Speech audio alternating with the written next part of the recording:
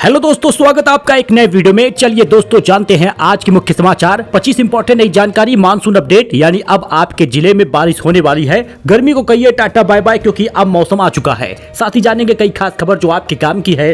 तो चलिए शुरू करते हैं। दोस्तों, सबसे पहले बात करते हैं 24 घंटे बाद यूपी में आंधी तूफान और गर्मी को कहिएगा टाटा बाय बाय। मतलब जब तक मैं न्यूज बता रहा तब तक आपके यहाँ पर रात तक तो बारिश हो ही जाएगी। मानसून को लेकर मौसम विभाग का अलर्ट है, जरा देखिएगा। उत्तर प्रदेश में मौसम विभाग के मुताबिक अगले 24 घंटे में कई जिलों में मानसूनी बारिश देखने को मिल जाएगी, जिसके चलते लगभग 10 डिग्री तक तापमान गिर जाएगा। मौसम विभाग का कहना है कि 29 और 30 जून के बीच मानसून की एंट्री हो जाएगी। मौसम विभाग ने यह भी बताया है लू और गर्मी से लोग परेशान हैं। रविवार को यूपी के करीब 50 जिलों में लू का अलर्ट जारी हुआ था, लेकिन अब टाटा बाय बाय करिए इस भीषण गर्मी को, क्योंकि मौसम में राहत मिलने वाली है। अब वाराणसी, लखनऊ, आगरा सहित 50 जिलों में लू का अलर्ट समाप्त हो चुका है। ऐसे में आपके जिले में आज बारिश होगी, भीषण गर्मी से राहत मिल जाएगी, 10 डिग्री तक का तापमान कम होगा। अच्छा दोस्तों, रोहित शेट्टी को फिर से मिली है धमकी, मांगे गए हैं 20 करोड़। लॉरेंस गैंग का कथित ऑडियो वायरल हो रहा है। 4 महीने पहले घर के बाहर फायरिंग हुई थी। फिल्म मेकर रोहित शेट्टी को कथित तौर पर लॉरेंस गैंग की ओर से 20 करोड़ की रंगदारी मांगने की धमकी मिली है। हिंदुस्तान टाइम्स की रिपोर्ट के मुताबिक यह धमकी एक ऑडियो क्लिप के जरिए दी गई है, जिसमें कहा गया है कि यदि रकम नहीं दी गई तो इस बार निशाना सीधे रोहित शेट्टी होंगे। सलमान का परिवार नए मकान में शिफ्ट हो गया है। क्या लॉरेंस गैंग की फायरिंग के बाद गैलेक्सी अपार्टमेंट छोड़ेंगे? 1974 से रह रहे हैं एक्टर सलमान खान और उनका परिवार मुंबई के बांद्रा इलाके में नया घर बनवाने जा रहा। ऐसा दावा हिंदुस्तान टाइम्स की एक रिपोर्ट में किया गया है, जिसके बाद यह कयास लगाए जा रहे हैं कि सलमान का परिवार गैलेक्सी अपार्टमेंट को छोड़ देगा। हालांकि अभी तक इस बात की ऑफिशियल कंफर्मेशन तो नहीं है। साल 2024 में अपार्टमेंट के बाहर फायरिंग हुई थी, जिसकी जिम्मेदारी लॉरेंस गैंग ने ली थी। अच्छा, जुलाई महीना बस शुरू हुई होने वाला है, 1-2 दिन बाकी है। ऐसे में जुलाई में बैंक लगभग 12 दिनों तक कामकाज नहीं होगा। 4 रविवार 2 शनिवार के अलावा अलग अलग जगहों पर 6 दिन बैंक बंद रहेगा। अगले महीने यानी जुलाई में अलग अलग राज्यों में शहरों के कुल 12 दिन बैंक बंद रहेंगे। 4 रविवार, दूसरे चौथे शनिवार के अलावा 6 दिन अलग से बैंक में कामकाज नहीं होगा।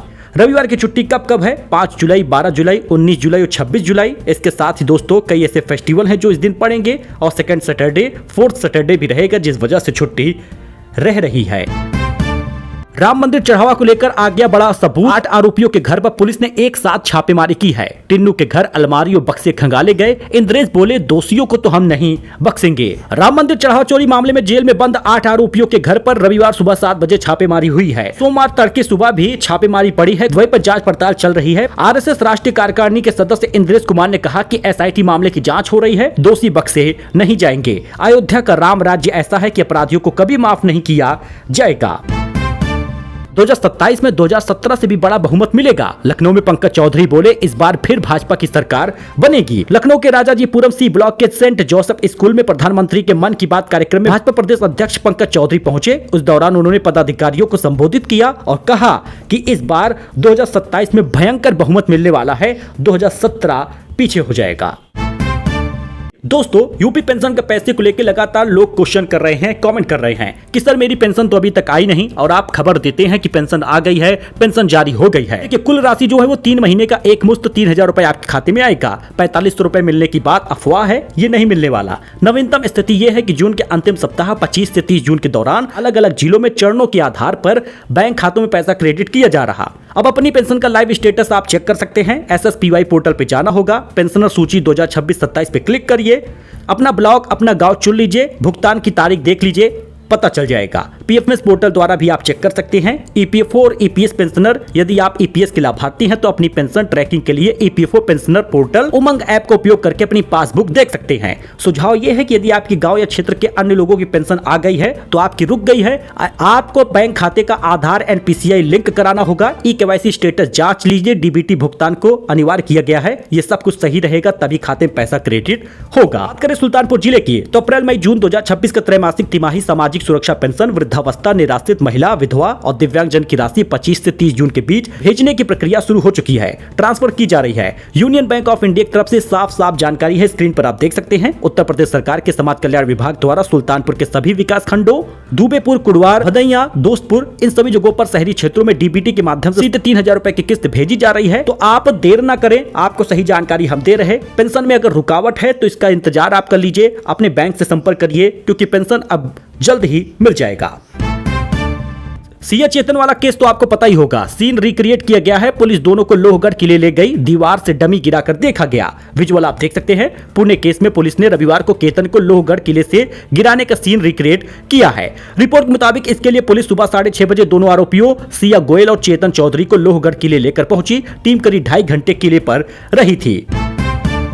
लापता लेडीज वाले इस एक्टर को तो आप जान ही रहे होंगे। डायरेक्टर ने धमकी दी है, रोते हुए वीडियो पोस्ट किया, कहा मैहर में फिल्म की शूटिंग के बाद पैसे नहीं दिए। किरण राव निर्देशित फिल्म लापता लेडीज से पहचान बनाने वाले अभिनेता सत्येंद्र सोनी ने मध्य प्रदेश के मैहर में एक फिल्म प्रोड्यूसर डायरेक्टर पर धोखाधड़ी, मानसिक प्रताड़ना का आरोप लगाया। उनका कहना है कि शूटिंग पूरी होने के बाद भी उन्हें मेहनताना नहीं दिया गया है।